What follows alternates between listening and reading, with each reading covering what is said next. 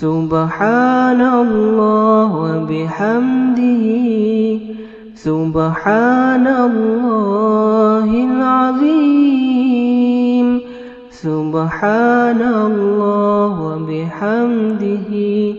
سبحان اللہ العظیم۔ رمضان المبارک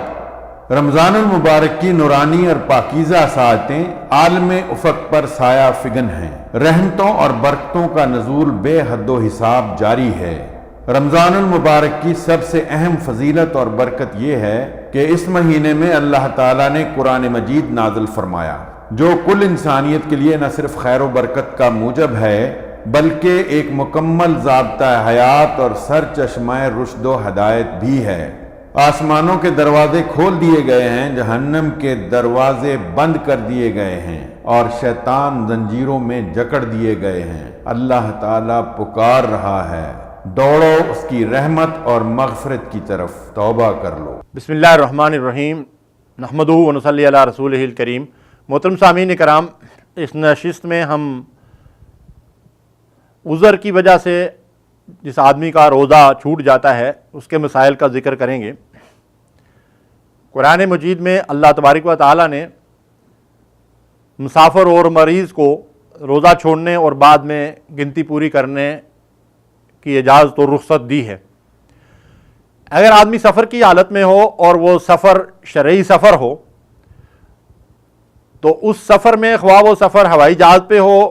ریل گاڑی پہ ہو یا عام گاڑی کے اوپر سفر ہو یا پیدل سفر ہو، اونٹ وغیرہ پر ہو، اگر وہ شرعی سفر ہو اور اس کی مسافت جیسا کہ بعض ائمہ کے نزدیک 48 میل اور بعض کے نزدیک 52 میل اور بعض کے نزدیک اس سے کم یا زیادہ ہے، اگر وہ شرعی طور پر آدمی سفر کی حالت میں ہو تو کسی طرح کا بھی سفر ہو اس میں یہ رخصت ہے۔ دیکھیے یہ حکم نہیں ہے۔ بعض ایسے سفر تھے جس میں نبی صلی اللہ علیہ وسلم نے روزہ رکھا اور بعض سفر ایسے تھے جن میں نبی صلی اللہ علیہ وسلم نے روزہ چھوڑا۔ تو جس طرح کی آپ کو سہولت ہو، اور اگر کوئی آدمی سہولت کے ساتھ ہوائی جہاز کے اندر سفر کر رہا ہے اور وہاں بھی وہ روزہ جو ہے وہ نہیں رکھنا چاہتا تو کوئی دوسرا اسے ملامت نہ کرے، اس لیے کہ اسے اللہ تعالیٰ نے یہ رخصت دی ہے۔ تو بہرحال یہ ہے کہ سفر کی حالت میں روزہ رکھا بھی جا سکتا ہے اور چھوڑا بھی جا سکتا ہے، لیکن جو چھوڑے وہ اس نیت کے ساتھ روزہ چھوڑے کہ بعد میں وہ اس گنتی کو جو ہے وہ پورا کر لے گا۔ بیماری کی حالت میں اگر آدمی ایسا بیمار ہو جس کی وجہ سے وہ روزہ نہ رکھ سکے اور اس کی جان کو خطرہ ہو یا شدید تکلیف ہو یا اس کو علاج معالجے کی ضرورت ہو تو جو روزہ اس سے چھوٹ جائے تو اس میں بھی رخصت دی گئی ہے، اور وہ بعد میں وہ روزہ جو ہے اس سے چھوٹ جائے وہ گنتی جو ہے وہ بعد میں پوری کر لے۔ جو روزے قضا ہو جائیں ان کو بعد میں مسلسل بھی رکھا جا سکتا ہے اور ایک ایک روزہ کر کے بھی رکھا جا سکتا ہے۔ اور اسی طرح حیض و نفاس کی حالت میں عورت کو روزہ رکھنے کی اجازت نہیں ہے، لیکن حیض و نفاس کی حالت میں خواتین کے لیے نماز کی تو معافی ہے اللہ تعالیٰ کی طرف سے، لیکن روزے جو ہیں وہ معاف نہیں ہوتے بلکہ ان کی قضا کرنا پڑتی ہے۔ تو حیض و نفاس کی حالت میں جو روزے قضا ہو جائیں خواتین کو چاہیے کہ وہ آئندہ رمضان سے پہلے ان کی قضا جو ہے وہ پوری کر لیا کریں۔ اس طرح نبی صلی اللہ علیہ وسلم نے حاملہ اور دودھ پلانے والی کو بھی رسول اللہ صلی اللہ علیہ وسلم نے یہ رخصت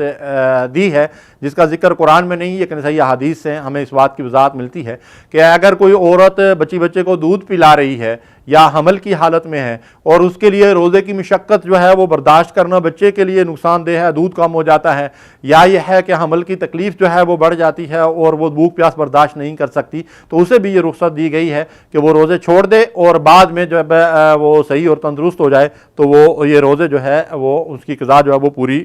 کر لے۔ اسی طرح ایک شخص اگر مرد ہے یا عورت ہے،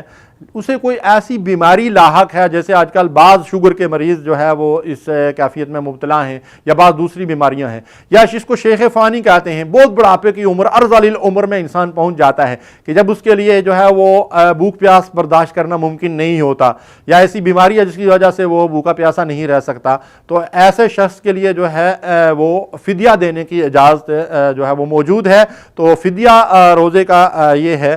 کہ ایک روزے کے بدلے میں ایک مسکین کو جو ہے وہ پیٹ بھر کر کھانا کھلا دیا جائے تو یہ اس روزے کا فدیہ ہو جاتا ہے۔ تو اللہ تبارک و تعالی ہمیں ان احکامات کے اوپر عمل پیرا ہونے کی توفیق دے۔ وصلی اللہ علی نبینا محمد۔